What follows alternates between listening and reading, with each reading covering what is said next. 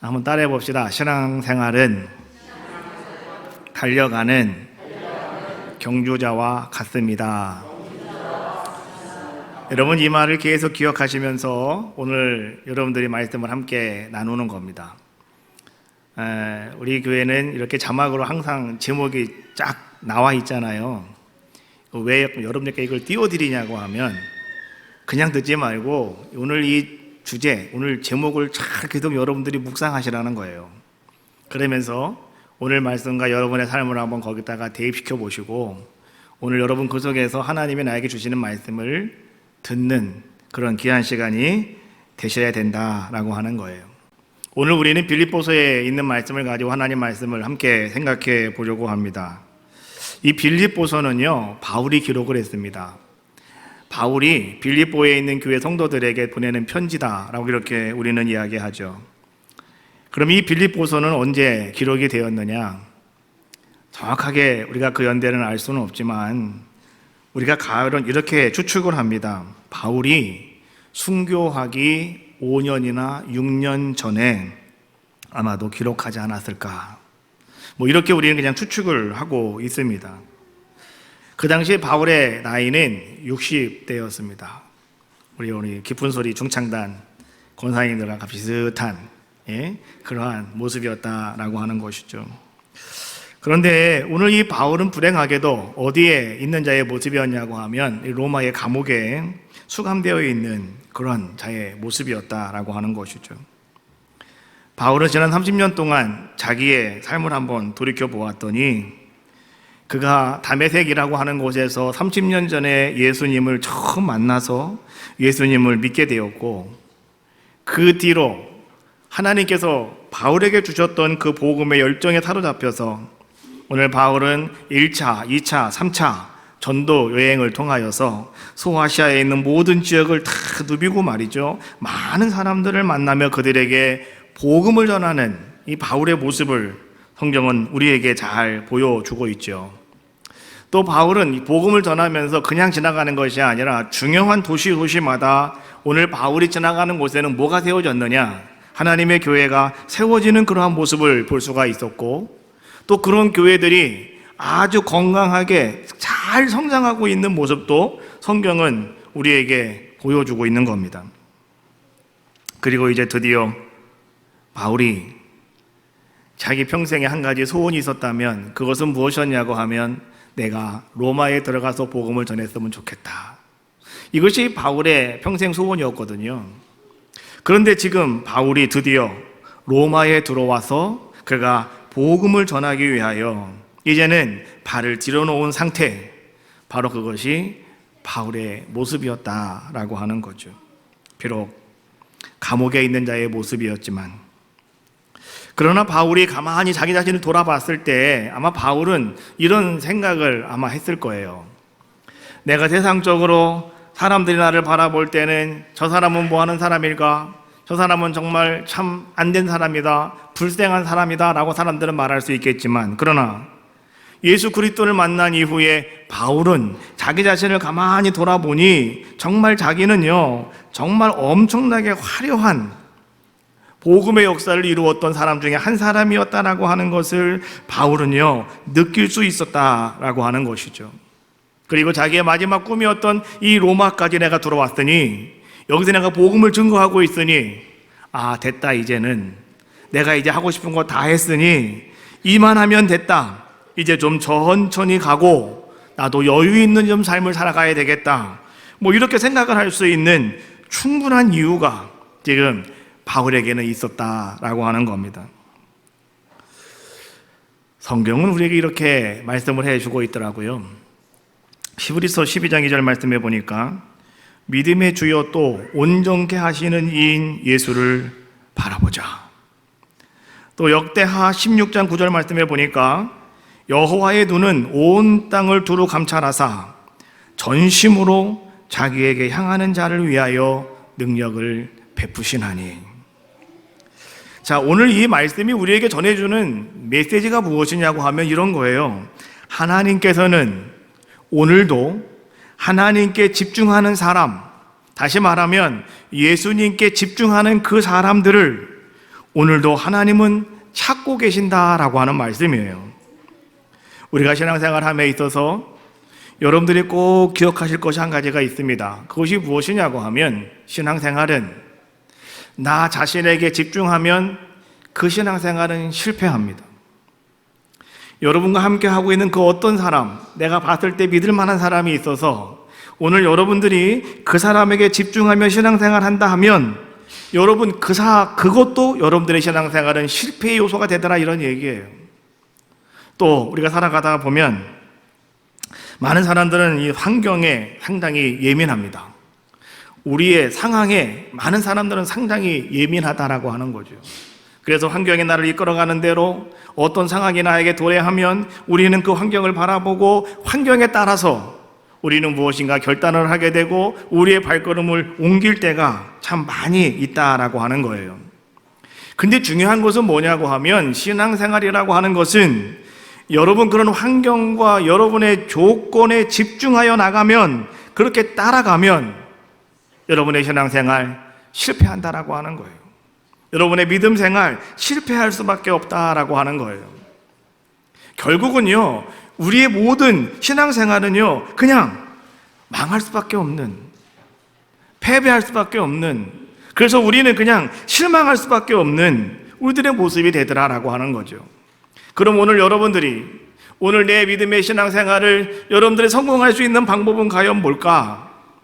정말 여러분들이 보람을 가지고 소망과 희망을 저버리지 아니하고 오늘 여러분들이 내 믿음 생활, 신앙생활을 여러분들이 세워갈 수 있는 방법은 과연 뭘까? 그것은 다른 것이 아니라 히브리서에서 말씀해 주고 있는 것처럼 오직 예수 그리스도를 바라보자. 다시 말하면 예수님께 집중하는 우리들의 모습이 되셔야 된다라고 하는 것을 말씀해 주고 계시는 거예요. 베드로가 예수님께서 무리를 걸어오셨을 때, 주님, 유령이 아니시라면 나도 무리를 걸어가게 해주세요. 예수님 말씀하셨습니다. 좋다, 베드로야, 걸어와라. 예수님 말씀이 드셨기에 베드로는 무리를 걸어갔어요.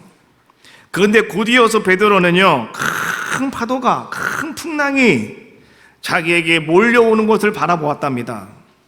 그랬더니 그는 그만 곧 물에 빠져버린 자의 모습이 되었다. 예수님께 집중하지 아니하고 그가 큰 풍랑을 바라보았더니 오늘 베드로는 실패자가 되었다라고 하는 걸 성경은 말씀해 주고 계시는 거예요. 이스라엘 백성들이 광야길을 거쳐서 하나님이 허락하신 가나안 축복의 땅, 가나안 땅을 향해서 가고 있을 때 이스라엘 백성들은 말이죠, 불평하고 원망함으로 말미암아 하나님께 그들은 범죄하고 이제 하나님께서는 그들에게 심판하시기 위해서 불뱀을 풀어놓으셨죠. 그래서 이스라엘 백성들이 불뱀에 물려서 고통스럽게 그들은 절규하며 죽어가고 있었을 때 모세가 하나님 앞에 가서 엎드렸어요. 하나님, 왜 저들을 고통스럽게 하십니까? 하나님, 저들을 그냥 죽이실 겁니까? 하나님, 어떻게 하면 좋겠습니까? 라고 하나님께 오늘 모세가 아랬을 때 하나님은 모세에게 이렇게 말씀해 주셨죠. 민수기 21장 8절에 있는 말씀이에요. 불뱀을 만들어 장대 위에 달아라. 그리고 물린 자마다 그것을 보면 살 것이다. 오늘 하나님께서는요, 모세에게 어디 가면 무슨 약이 있으니 그 약을 먹어라, 어디 가면 어떤 용한 의사가 있으니까 그 의사를 만나라, 이렇게 말씀하신 것이 아니라 노뱀을 만들어 장대에 달아라. 그리고 고통 속에서 죽어가는 사람들, 살고자 원하면 나가서 그것을 바라보라고. 그러면 살게 될 것이라고 오늘 하나님께서는 말씀해 주고 계시는 거예요. 오늘 이러한 모든 말씀은 우리에게 과연 어떤 의미를 주고 있을까?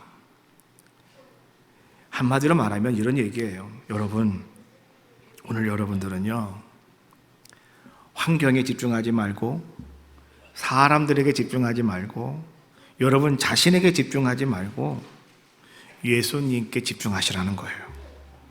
예수님께 집중하셔라. 예수님 바라보셔라. 이런 얘기예요. 여러분 성전에 들어오시면 여러분 가장 먼저 바라보시는 게 무엇입니까? 우리 교회는 스크린이 올라가면 뒤에 그림이 있잖아요. 그래서 아마 여러분들은 자, 교회 와서 앉으시면 아마 예수님께서 사마리아 여인과 이야기하는 그 그림을 여러분들은 가만히 바라보실 거예요. 그러나 여러분이 성전에 들어온다면 우리는 가장 먼저 뭘 바라봐야 되느냐? 십자가에 예수님 바라보셔야 돼요. 예수님 바라보셔야 된다고요. 나를 구원하시고 피 흘리신 예수님, 나를 살리시려고 고통을 다 참으신 예수님. 그래서 여러분들이 이곳에 들어와서 저 주님의 모습을 가만히 바라볼 때 주님의 그 핏방울이 여러분 속에 보여야 되겠고 주님의 그 신음소리가 여러분 속에 들리셔야 되는 거죠. 그때 여러분들은 어떤 자가 될 수가 있겠습니까? 여러분들은 말이죠, 이제 나에게 맡겨진 나의 믿음의 길을 여러분들은 온전히 그 길을 걸어갈 수 있는 능력의 사람이 될 수 있다라고 하는 거죠. 바울은 예수님에 대해서 참 많은 것을 알고 있는 사람 중에 한 사람이었습니다. 또 바울은 세상의 학식이 너무나 풍성한 사람들 중에 한 사람이 누구였느냐? 바로 바울이었죠. 제가 바울에 대해서 여러분 몇 번 얘기했을 겁니다. 바울은요, 그 유대의 사내들린 공의의 공의원이 되기 위해서 평생을 그렇게 애쓰고 노력한 사람이었어요. 그의 아버지는요, 바울을 사내들린 공의에 집어넣기 위해서 어릴 때부터 그렇게 훈련시킨 사람이 누구였느냐? 그 사람이 바로 바울이었다라고 하는 거죠. 사내들린 공회에는 70명으로 구성이 되어 있다고 그랬잖아요. 한 사람은 제사장은 그냥 자연직으로 들어가는 거기 때문에, 의무적으로 들어가기 때문에 총 71명인데 그냥 우리는 70명은 뽑는 거예요. 근데 그 중에서 바울이 들어갈 수 있는 분야는 어디였냐고 하면 율법학자로서 들어갈 수가 있었어요. 율법학자는 22명을 뽑았어요. 22명. 그러니 전국에서 말이죠, 22명을 뽑는다고 생각을 해보십시오. 거기를 회치고 들어갈 수 있는 사람이라고 한다면 얼마나 이 사람이 대단한 사람이겠습니까? 바울은 바로 그 문 앞에까지 갔던 사람이 바로 바울이었어요. 바로 이제는 어떤 사람, 그 22명 가운데 어떤 사람이 병이 들어 빠지거나 죽어서 빠지면 다음 순서가 누구였느냐? 바울이었다고요. 그래서 바울은 준비하고 있는 사람의 모습이었는데 그때 그가 누구를 만났습니까? 예수님을 만나서 그때부터 그는 말이죠, 이제 예수님께 붙잡힌 바 된 자의 모습이 되었다라고 하는 거예요. 근데 바울은 그렇게 말합니다. 내가 많은 것을 정말 알고 있고 내가 많은 것을 내가 가지고 있다 하더라도 나는 절대로 자만하지 않습니다. 자만하지 않는다는 건 뭐예요? 겸손하다, 이런 얘기예요. 우리가 신앙생활을 하면서 여러분들이 주의할 것 중에 하나가 뭐냐고 하면 자만한 거, 교만한 거. 여러분 세상적으로도 교만하면 안 되고요, 특별히 영적으로 교만하시면 절대 안 됩니다. 영적으로 교만하시면 바로 악한 영이 여러분들을 타고 들어갑니다. 그래서 여러분 자신도 모르게 여러분들은 사탄의 앞잡이가 되고 사탄의 도구가 되어져 버리고 말아요. 절대로 자만하시면 안 돼요. 교만하지 마시라고. 그래서 늘 여러분 어떻게 해야 되겠습니까? 하나님, 나는 아무것도 아닙니다. 하나님, 나를 용서해 주시고 불쌍히 여겨 달라고. 여러분 그렇게 기도하는 우리들의 모습이 되어야 되겠죠. 자, 그런데 오늘 봅시오. 바울은 말이죠, 절대 자만하지 않았고요. 오늘 그는 이렇게 고백을 합니다. 나는 예수께 붙잡힌 바 된 그것을 잡으려고 나는 오직 주님만을 집중적으로 바라보며 나는 지금도 주님을 쫓아가고 있습니다 라고 바울은 고백하고 있는 거예요. 그것이 오늘 본문 12절에 있는 말씀이에요. 내가 이미 이루었다 함도 아니요 온전히 이루었다 함도 아니라 오직 내가 그리스도 예수께 잡힌 바 된 그것을 잡으려고 달려가노라. 달려간다. 이 단어는 헬라어로 디오코라고 하는 말로 기록이 되어 있어요. 이 디오코라고 하는 달려간다라고 하는 말은 푯대를 향하여 쉼없이 지속적으로 달려간다라고 하는 것을 이야기해 주고 있는 거예요.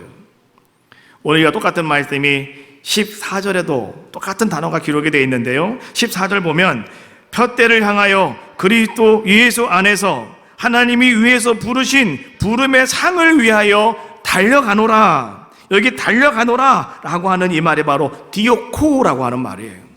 12절과 14절 여러분 달려가노라 라고 하는 말에 여러분 줄을 쫙 거놓으십시오. 우리는 어떤 자들의 모습이 되어야 되겠는가? 오늘 바울처럼 여러분 상급을 바라보면서 오늘 믿음의 달리기를 하는 여러분들의 모습이라고 한다면 우리는 어떤 자들의 모습이 되어야 되겠습니까? 여러분 그냥 어슬렁 하면서 하는 것이 아니라 여러분들은 바짝 긴장한 모습을 가지고 여러분 오직 쉬지 않고 달려가는 우리들의 모습이 되셔야 된다라고 하는 거예요. 바울은 그렇게 지금 달려가고 있는데 그런데 일부 빌립보 교인들이 말이죠, 이제 바울의 마음을 아프게 했던 것 같아요. 빌립보서 1장 15절 말씀에 보니까 이런 말씀이 나와요. 어떤 이들은 투기와 분쟁으로, 어떤 이들은 착한 뜻으로 그리스도를 전파하나니. 교회라고 하는 것은 여러분 복음을 전하는 곳이 교회 아니겠습니까? 그러다가 보니까 자, 우리가 해야 될 것은 무엇이냐? 열심히 나가 복음을 전하는 것이다. 그래서 오늘 우리가요 릴레이션도 여러분 열심히 하는 가운데 계시잖아요. 자, 근데 이 빌립보 교회 안에는 두 종류의 사람들이 있었다 이런 얘기예요. 어떤 이들은 투기와 분쟁으로 그리스도를 전하는 사람도 있었고, 어떤 이들은 착한 뜻으로, 다시 말하면 순수한 동기를 가지고 그렇게 복음을 전하는 사람도 있었다라고 하는 것을 이야기해 주고 있는 거예요. 왜 이런 모습을 가지고 있을까요? 바울은 그렇게 이야기합니다. 1장 17절 말씀해 보니까 그들은 나의 매임의 괴로움을 더하게 할 줄로 생각하여 순수하지 못하게 다툼으로 그리스도를 전파하느니라.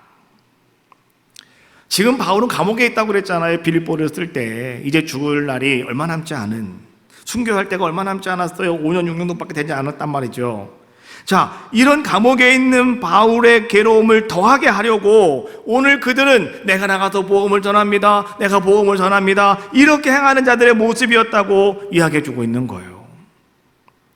교회 안에는 순수한 동기를 가지고 아주 예쁘고 아름답게 신앙생활을 잘하는 분도 계시고, 어떤 분들은 말이죠, 이제 율법주의적인 자들도 있어요. 그래서 하나님 말씀과 동떨어지게 그냥 자기의 뜻과 자기의 주관을 가지고 막 그렇게 행하는 사람도 있다, 이런 얘기죠. 여러분 빌립보 4장 말씀에 보면 거기에 유오디아와 순두개를 권하노니 주 안에서 같은 마음을 품으라 라고 말씀해 주고 계시거든요. 4장 2절에. 자, 이거 무슨 말씀이냐고 하면 그 빌립보 교회 안에는 유오디아라고 하는 여인과 순두개라고 하는 여인이 있었는데, 그런데 이 사람들은 어떤 사람들의 모습이었느냐? 바로 그 대표적인 모습을 가지고 그렇게 다투며 그렇게 권력 다툼을 하는 그런 자들의 모습이었다라고 하는 거예요. 그래서 바울은 뭐라고 말하고 있어요? 같은 마음을 품어라. 같은 마음을 품어라. 바울은 이러한 모습들을 가만히 바라보면서 나는 구원받았으니까, 나는 벌써 30년 전에 예수님 만났으니까, 그리고 나는 죽어도 나는 주님 앞에 갈 수가 있으니까, 그래, 당신들이 싸우든 말든 나는 모르겠다, 뭐 이렇게 바울은 생각하지 않고요. 바울은 지금 오늘 그들에게 이렇게 권면을 하고 있는 거예요. 12절 다시 한번 보겠습니다. 내가 이미 얻었다 함도 아니요. 얻었다라고 하는 것, 여러분 헬라어 단어를 보니까 엘라본이라고 하는 단어를 쓰는데, 이 단어의 뜻은 그래요. 손에 쥐다, 장악하다, 자기 것으로 만들다, 이런 뜻을 가지고 있어요. 과거에 한 시점에 일어난 일, 다시 말하면 바울의 경우를 바라본다면 그런 거죠. 다메섹 도상에서 예수 그리스도를 만난 것, 그것을 지금 이야기해 주고 있는 거예요. 나는 이미 구원 얻었다, 이런 얘기예요. 나는 이미 예수 그리스도로 말미암아서 큰 기쁨을 얻은 자의 모습이라고 오늘 바울은 그렇게 고백을 하고 있는 거예요. 두 번째, 그는 뭐라고 말합니까? 온전히 이루었다 함도 아니라, 나는 이미 구원받았지만 나는 그것도 아니고, 내가 이루었다라고 하는 것, 텔레이오오라고 하는 단어를 쓰는데, 이 텔레이오오라고 하는 말은 이런 뜻이에요. 목표를 달성하다, 목적을 이루다, 완전하게 하다, 완성하다, 이런 뜻이에요. 오늘 바울은요 30년 동안 예수님과 함께 동행하면서 정말로 그 세상적인 삶과의 모습과는 전혀 다른 인격적으로 오늘 주님이 하나님이 원하시는 아름다운 자의 성숙된 모습으로 완전히 바뀌어 있는 완성시킨 자의 모습이었다라고 하는 거죠. 그리고 또 더 나아가서 그는 하나님이 자에게 주신 아름다운 사역, 사명이잖아요. 이 사역도 그는 완성한 자의 모습이었다라고 하는 거죠. 정말로 그는 내가 로마에 가서 복음을 전하는 것이 내 복음의 마지막이야 라고 오늘 바울은 생각을 하고 기도했는데요. 비록 그가 이제는 좋은 차를 타고 로마에 들어가 복음을 전한 것은 아니었죠. 죄수의 신분으로 정말로 그는 죄수들과 함께 로마로 돌아가서 정말로 사람들에게 이제 그것도 복음을 증거함으로 말미암아 마침내 여러분 알고 계시죠? 로마가 이제는 기독교로 복음으로 완전히 뒤덮여버리는 놀라운 역사가 나타나게 되었던 것, 이게 다 바울이 기도하며 그것의 복음을 뿌렸기 때문에 되었던 것이 아니겠는가. 그래서 바울은 이쯤 되면은 말이죠, 그래 나는 다 이루었다, 그리고 이제는 그 삶 속에 그냥 안주할 수도 있는 자의 모습이었지만, 그러나 바울은 그렇게 말하는 거예요. 나는 다 이루었다고 안주하지 않겠다. 바울은 정말로 수많은 교회를 세웠습니다. 가는 곳마다 교회가 세워졌으니까요. 또 바울은 수많은 사람들에게 복음을 증거했습니다. 그리고 그냥 증거하고 거기서 끝난 것이 아니라 바울은 많은 열매를 맺었죠. 바울이 있는 곳마다 많은 사람들이 복음의 열매가 맺혀지는 그러한 모습들을 성경은 계속해서 우리에게 보여주고 있지 않습니까? 그러나 바울은 그러한 현재적인 상태에 그는 만족하지 않았다라고 하는 거예요. 우리가 하나님께 은혜를 받으면 우리는요, 열심히 성경 말씀을 읽습니다. 은혜를 받으면 정말 기도에 여러분 최선을 다해서 심습니다. 은혜 충만하게 받으면 여러분들은요, 오직 여러분들도 주님만 바라보며 살아갑니다. 그러다가 사탄이, 마귀가 여러분께 살짝 와서 여러분들을 톡 건들기만 해도 우리는 어떻습니까? 다시 우리의 시선이 빼앗겨버리고 발달하는 거예요. 은혜 받아서 성경 말씀 읽고 은혜 받아서 열심히 기도하며 은혜 받아서 오직 주님만 바라보고 살아가던 사람이, 아니 그 사탄이 와서 여러분 살짝 건드렸는데, 근데 우리는요 그때부터 우리의 시선을 빼앗겨버리고요, 그때부터는 뭘 바라보기 시작합니까? 여러분의 환경과 조건들을 바라보기 시작합니다. 그때부터 여러분들 사람들만 바라보기 시작합니다. 그때부터 여러분들은요 누군가 나를 자꾸 비교하는 그러한 모습으로 여러분 모든 것들을 바라보게 되더라, 이런 얘기죠. 그러다가 보니까 여러분의 삶은 점점 불안해지고 여러분의 삶 속에는 점점 힘듦이 찾아오는 그런 자의 모습이 시작되더라라고 하는 거죠. 이런 일들이 일어나다가 보니까 말이죠, 이제 그때부터 내가 어떻게 변화되어지고 있습니까? 여러분, 영적인 삶에는 전혀 관심이 없습니다. 영적인 삶에는 여러분들이 뭔가 하려고 하지도 않습니다. 그냥 우리는 세상 일에 마음이 분주해져 버리고 말더라라고 하는 거예요. 내가 은혜가 충만했을 때는 영적인 삶 속에 내가 헌신하며 영적인 삶에 내가 충성하며 내가 기쁨과 감사함을 누린 자의 모습이었는데, 이제 사탄이 여러분을 톡톡 건드리고 나서부터는요, 시선을 빼앗기고 난 이후부터는 우리는 세상 일에 마음이 분주해져 버리고 말더라라고 하는 거죠. 예수님께 시선을 집중하지 않으면 여러분 어떤 성숙도 여러분에게 이루어질 수가 없습니다. 예수님께 시선을 집중하지 않으면 어떤 응답도 받을 수가 없습니다. 예수님께 시선을 집중하지 않으면 여러분들은 어떤 승리도 여러분들은 경험할 수도 없다라고 하는 거죠. 또 예수님께 집중하지 않으면 여러분은 어떤 간증도 말할 수 있는 것이 없더라는 거죠. 우리는요, 내 삶의 궤적을 가만히 돌아보면 내가 지금까지 살아왔던 내 인생의 궤적이 아니라 내 신앙의 궤적을 가만히 돌아봤을 때 여러분 곳곳마다 어떤 매듭이 있으셔야 되는 거예요. 그 매듭이 바로 여러분의 간증거리입니다. 그렇지 않습니까? 너무너무 많죠. 안 해서 그러는 거지. 근데 여러분이 돌아봤을 때 아무런 간증거리가 없다면 그게 뭐냐 이런 얘기죠. 우리는 그래서 언제나 어떻게 되겠습니까? 예수님께, 주님께 시선을 집중하셔야 된다. 그래서 바울은 말하는 거예요. 13절에 나는 뒤에 있는 것들은 다 잃어버리고 앞에 있는 것을 잡으려고 쫓아간다라고 말합니다.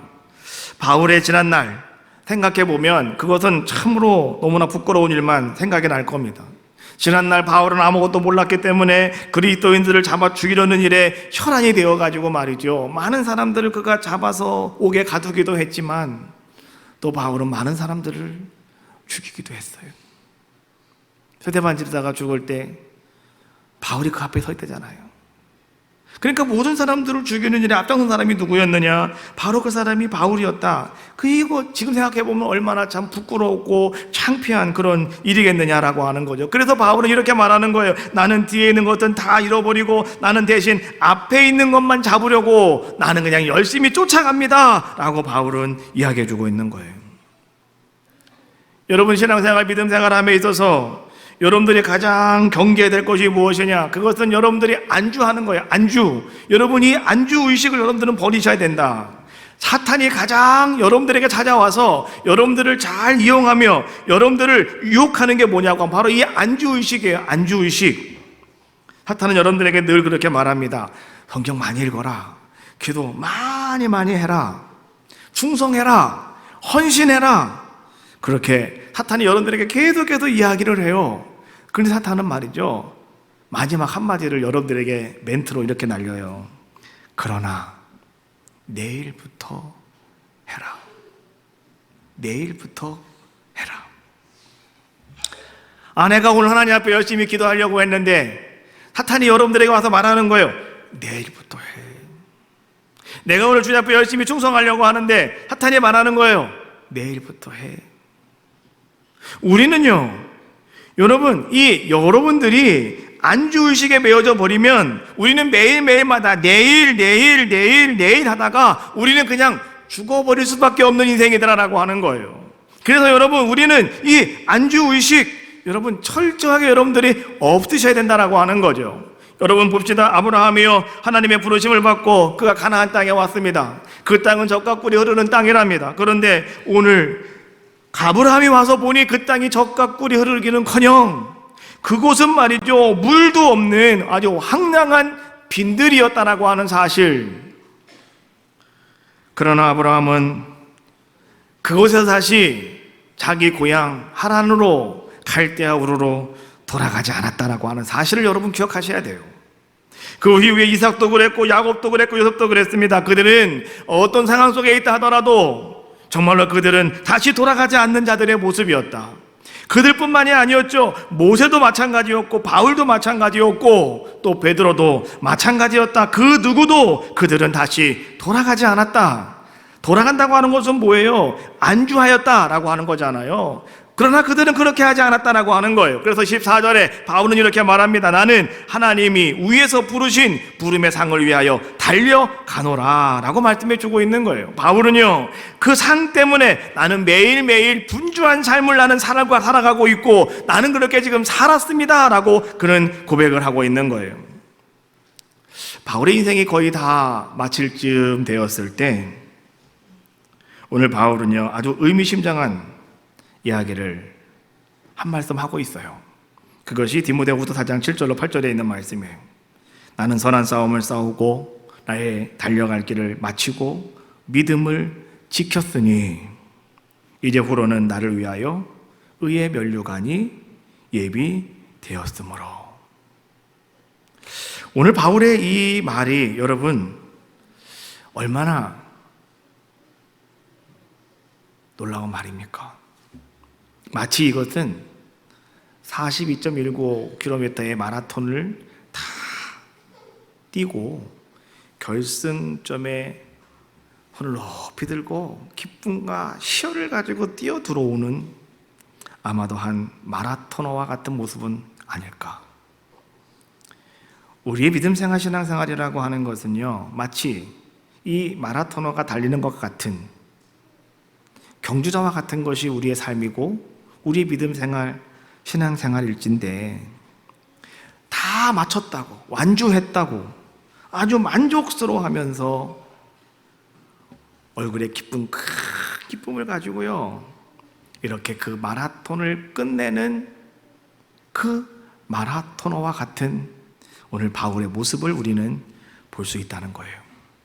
무슨 일이든지 오늘 여러분들이 어떤 것을 성공스럽게 마쳤다라고 한다면 여러분, 그것은 정말 아름다운 일이죠. 21번의 법칙이 있다고 그래요. 21번의 법칙. 우리 김원장모님은 알고 계세요? 21번의 법칙. 이것은 이런 거래요. 무엇을 자신의 것으로 삼고자 하면 최소한 21번의 연습을 해야 한다. 뭔가 내 것으로 여러분들이 만들고자 원한다면 최소한 21번은 연습하셔라, 이런 얘기예요. 이게 어디서 나온 얘기냐고 하면 공군 사관학교에서 파일로트를 양성할 때, 조종사를 만들 때 처음부터 비행기 태우는 거 아니잖아요. 모의 조종을 합니다. 모의 조종. 모형을 만들어 놓고 시뮬레이션을 막 펼쳐주면서 조종을 하게 만들어요.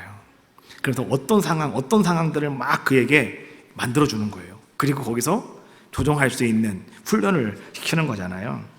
그런데 이 공군 조종사가 모의 훈련을 몇 번 하는 것이 실전에서 가장 효과적인가, 이것을 알아보기 위해서 조사하면서 나온 법칙이 21번의 법칙이래요.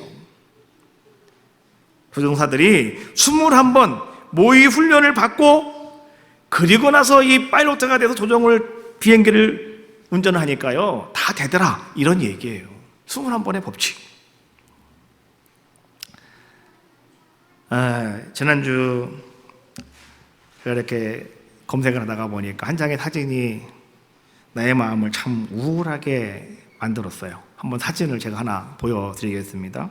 아마 여러분 다 보셨을 겁니다. 예. 항저우 아시안게임에서 3000m 남자 롤러 스케이트랍니다. 세레머니 하다가 역전패를 당했다. 그런데 0.01초 사이였다, 이런 얘기. 원래 이 사람이 금메달이었어요. 원래 이겼어요. 근데 이 사람이 너무 먼저 손을 들고 환호하다가 그 사이에 저 중국 사람이 발을 쭉 내밀어 가지고 그 사람이 금메달 땄다, 이런 얘기죠. 근데 이 사진을 가만히 바라보면서 말이죠, 참 마음이 아프더라고요. 마음이 우울하더라고요. 우리 신앙생활도 바로 이런 것이구나. 우리 믿음 생활은 바로 이런 것이 아닐까. 우리는 내가 열심히 살아왔노라고, 나 이제 승리했노라고 여러분, 먼저 여러분이 때이른 세레머니 하다가 여러분 떨어질 수 있다는 거예요. 어떻게 해야 된다? 끝까지 가셔야 되는 거예요. 마지막 결승전까지 들어가셔야 된다, 이런 얘기예요. 어떤 한 위대한 스승 밑에서 훈련을 잘 받은 아주 젊은 이 바이올리니스트가 있었습니다. 이 사람이 이제 많이 연습을 하고 이제는 잘 훈련을 받아서 첫 번째 연주회를 열게 되었다고 그래요. 첫 번째 곡을 아주 멋있게 연주를 잘했어요. 사람들이요, 아주 열의와 같은 박수를 치면서 정말 연주 멋있다고 굿이라고. 근데 이 연주자는 말이죠, 얼굴빛이 말이죠, 푸르지지가 않습니다. 뭔가 좀 불안한 듯한 마음을 가지면서 오늘 이 사람들이 그렇게 막 환호하면 어느 정도 같이 이제 좀 기쁘게 편하게 할 수 있을 것 같은데 더 이 사람이 마음을 다지면서 두 번째 연주곡을 연주를 하더라는 거예요. 마찬가지였어요. 사람들은 막 환호하면서 말이죠, 박수를 쳐주고 막 함성을 지르기도 했습니다. 그런데 오늘 연주자는 계속 무엇인가 불만이 있는 듯, 계속 그의 얼굴은 풀어지지 않고 계속해서 그 연주만 하는 자의 모습이더라라고 하는 거죠. 마침내 마지막 연주가 이제 끝나게 되었을 때 모든 관객들은 다 일어나가지고 말이죠, 기립박수를 쳐주면서 말이죠, 야 정말 연주 대단하다, 정말 연주 멋있다, 아 최고야 라고 사람들은 막 그렇게 환호성을 지르고 있음에도 불구하고 오늘 이 연주자는요 얼굴이 풀어지지가 않더라는 겁니다. 그러면서 오늘 이 연주자는요 이 2층 발코니 맨 앞에 앉아있는 한 노인을 가만히 바라보고 있더라는 거예요. 그 노인이 누구였느냐? 오늘 이 사람에게 훈련시킨 바이올리니스트를 만들어 주었던 그의 스승이었다고 합니다. 그 스승은 연주 하나 끝날 때마다 가만 자기만 바라보고 있더라는 거예요. 표정에 동요가 하나도 없더라는 거예요. 그래서 이 사람은 연주할 때마다 지금 자기 스승만 바라보고 있는 거예요. 그런데 스승이 웃질 않아요. 웃질 않고 스승이 뭔가 만족하는 게 안 보이는 거예요. 내가 잘못 연주했는가 보다. 마음에 안 드는가 보다. 사람들은 열광하고 사람들은 박수를 치지만 내 스승이 가만히 있는 그런 모습 때문에 이 사람은 점점점 마음이 불안해지기 시작하는 거예요. 마지막 연주가 끝나서 사람들은 정말로 큰 환호성을 지르고 있어도요, 그 소리가 오늘 이 사람에게는 전혀 안 들리는 거예요. 단지 이 사람은 뭐만 바라보고 있어요? 자기 스승만 바라보고 있는 거예요.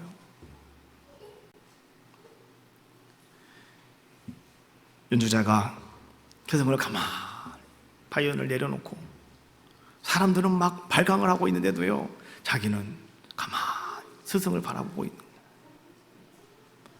그랬더니 마지막에 이제 그 노인, 발코니 앞에 앉아있던 그 노인의 얼굴에 잔잔한 미소가 흐르기 시작하더랍니다.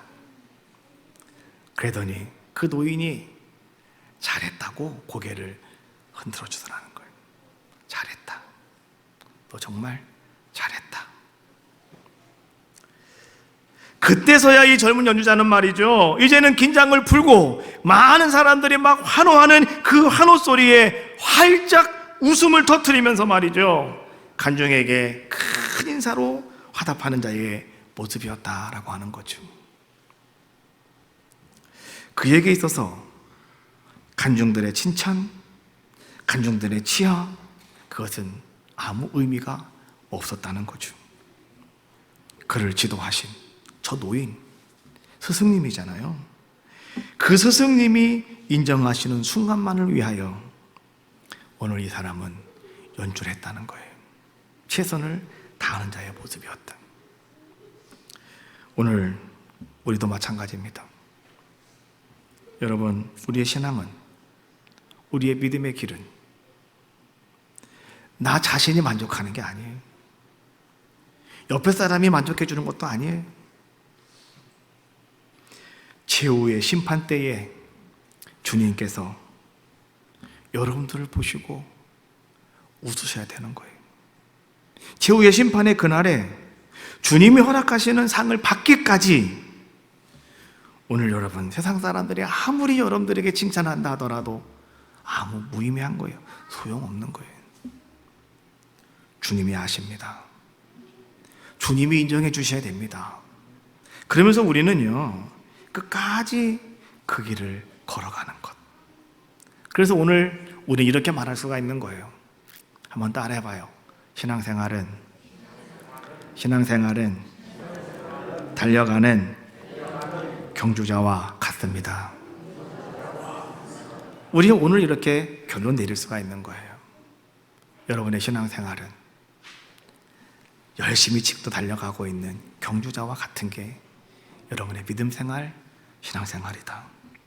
우리도 위에서 부르신 바울처럼 부름의 상을 받는 그날까지 여러분, 주님만 바라보시고 앞만 바라보시고 힘껏 달려가시기를 주님의 이름으로 축복합니다. 찬양합시다.